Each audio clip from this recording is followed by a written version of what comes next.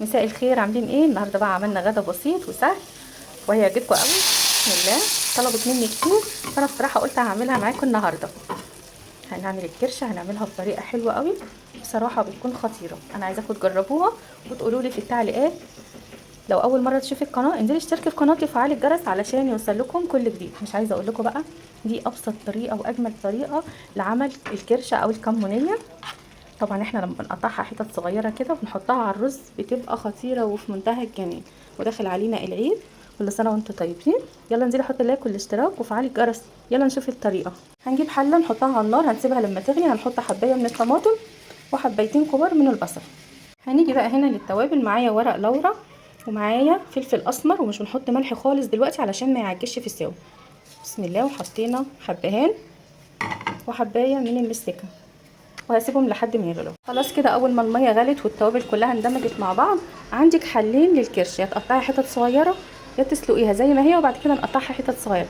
شايفين بقى؟ بسم الله ما شاء الله، غسلاها ومنضفاها زي الفل. بسم الله.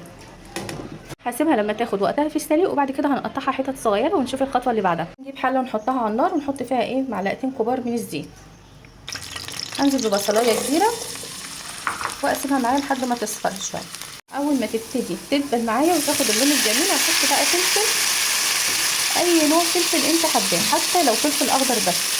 هقلبهم تقلبتين واحط لهم كيلو من الطماطم.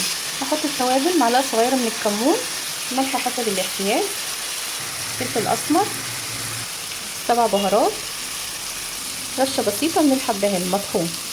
هاخد بقى الجمال ده كله واحط عليه كيلو من الطماطم واسيبها لحد ما تاخد غلوتين كده 3. بسم الله. الصلصه بقت جاهزه معايا والكرشه طلعتها وقطعتها كملتها حتت صغيره. هنحطها في الصلصه وهقول لكم الخطوه اللي بعد كده.